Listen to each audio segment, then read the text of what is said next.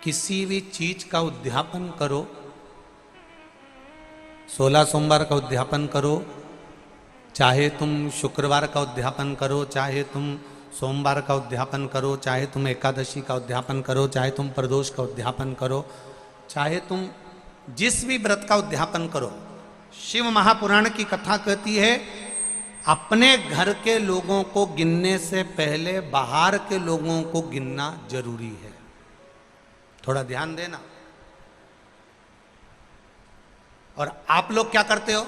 उद्यापन में सबसे पहले अपनी जेठानी को गिन लिया, इसको गिन लिया, उसको गिन लिया, उसको गिन लिया। और शिव महापुराण की कथा कहती है जेठानी तो तुम्हारे यहाँ का भोजन करेगी क्योंकि रिश्तेदार है, ननन तुम्हारे यहाँ का भोजन करेगी क्योंकि रिश्तेदार है, तुम्हारी देवरानी भोजन करेगी क्योंकि रिश्तेदार है, तुम्हारी चाची सास भोजन करेगी क्योंकि रिश्तेदार है, तुम्हारी काकी सास भोजन करेगी क्योंकि रिश्तेदार है। जब हम उद्यापन में दूसरे को गिनते हैं और उसको कोई सामान देते हैं, उसकी कोई सामग्री, कोई सुहाग की पिटारी, कोई सामग्री हमने उसको उद्यापन में दी, तो वो हमारा दान कहलाता। हमने अपने परिवार वाले को भोजन कराकर अपन ने उद्यापन में गिन दिया और अपने परिवार वालों को दे दिया। इसको देना नहीं कहते, इसको दान नहीं कहते, इसका पुण्य आधा हो जाता है। इसके पुण्य की परिभाषा यहां नहीं कहा जाए। अब और सरल भाषा में समझ लीजिए। कई माताएं कहती है हमने तो अपनी बेटी को यह सामान दे दिया, मतलब हमने खूब दान कर दिया। अब एक बहुत अच्छे से समझ लेना, हमने हमारी बेटी को यह दे दिया तो हमने दान दे दिया। हमने हमारी बेटी को पापड़ बना के दे दिया, हमने तो बहुत दान कर दिया। हमने हमारी बेटी को साड़ी दिला दी, हमने दान कर दिया। हमने हमारी बेटी को सामान दिला दिया, हमने दान कर दिया। बेटी दान लेने की हकदार नहीं है, बेटी अपने मायके का हक लेने को दमदार है। तुम बेटी को एक साड़ी देकर ये मत सोचना कि हम दान दे रहे हैं। बेटी तो खुद कन्यादान में जाती है।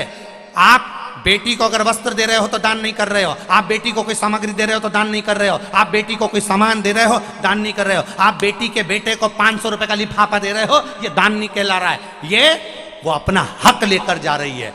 आई है माँ बाप के घर में तो साड़ी तो देना पड़ेगी, नहीं देगी तो काले कोट वाला दिला देगा।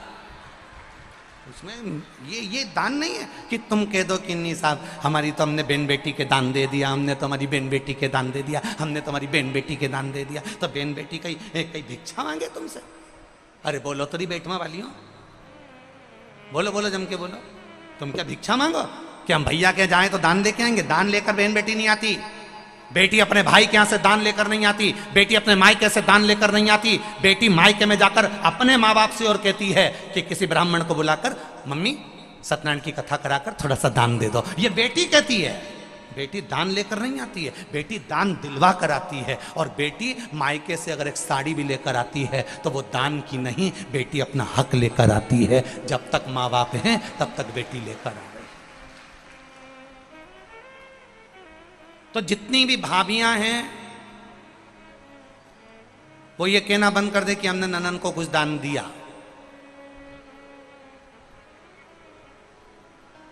दान नहीं।